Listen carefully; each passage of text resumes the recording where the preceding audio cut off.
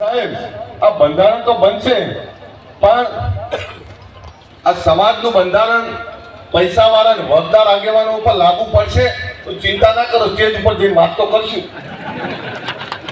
અમારા દશરથજી અત્યારથી બી આજ કારણ કે દશરથજીના દીકરાને લગે છે આ મહિને. પણ તમને કહું, હું મારા પપ્પાનો આભાર માનું કે મારા દીકરાના 10 થી 15 હજારમાં લગ્ન કરી દીધા એમને. મને સાહેબ કોઈ કહેવા નહીં આવ્યું કે ખવડાવવું પડે કે બીજું ત્રીજું. મને આનંદ છે. અને ખરો પ્રસંગ તો કુટુંબ કબીલા વચ્ચે મજા આવે. તમે 5000 લોકોમાં કોને મળો? જાનૈયા આપણા માટે બધા જ માટે સન્માનીય હોય. આપણા દીકરા દીકરીના લગ્નમાં આવ્યા હોય તો આપણા માટે બધા માટે સન્માનીય છે.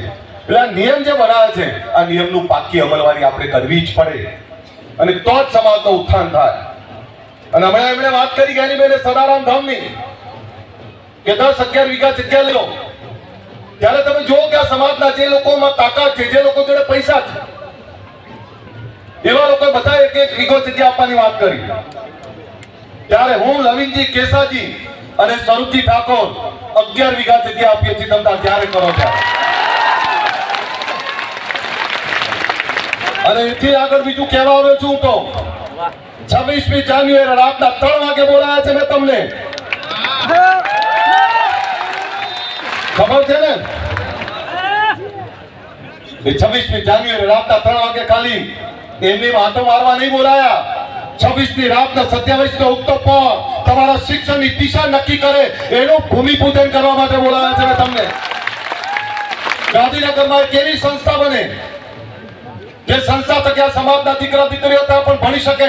હું સાહેબનો આભાર માનું. અહીં જગદીશભાઈ ઠાકોર સાહેબ, બળદેવજી, મારા પપ્પા ખોડાજી ઠાકોર બધા બેઠા છે. શક્તિ વિદ્યાલયનો પાયો નાખ્યો એમણે. એની સાથે અહીંયા ચંદનજી બેઠા છે, એમણે પાટણમાં પણ પાયો નાખ્યો. હમણાં આપણી વચ્ચે બીજા આગેવાનો પણ ગયા. કેસાજીએ દિયોદરમાં જે સંસ્થા ચલાવે છે, આ કોઈ નાની વાત નથી. અહીંયા બાબરમાં જ્ઞાનીબેન ને ચલાવે છે. હમણાં સ્વરૂપજી મેં મુહૂર્ત કર્યું. અમારા લવિંગજી ઠાકોર રાધનપુરમાં ચલાવે. તમામ જગ્યાએ સમાજના આગેવાનો તો મથે છે. સમાજના આગેવાનો શિક્ષણની સ્કૂલ બનાવશે. પણ આ જગદીશભાઈ, બળદેવજી, ખોડાજી, મારા પપ્પા બધાનો પ્રશ્ન શું છે ખબર છે? કે અમે સ્કૂલો કોલેજો તો બનાવી દઈએ પણ તમારા દીકરાઓને મોકલશે કોણ? તમે મોકલતા નથી એટલે એનું ઘડતર નથી કરી શકતા. આજે સમાજ જાગ્યો છે, સમાજમાં ભૂખ છે. પણ દિયોદર છોડીને એમને અમદાવાદ આવવું પડશે. અમદાવાદ, ગાંધીનગર છોડીને અમેરિકા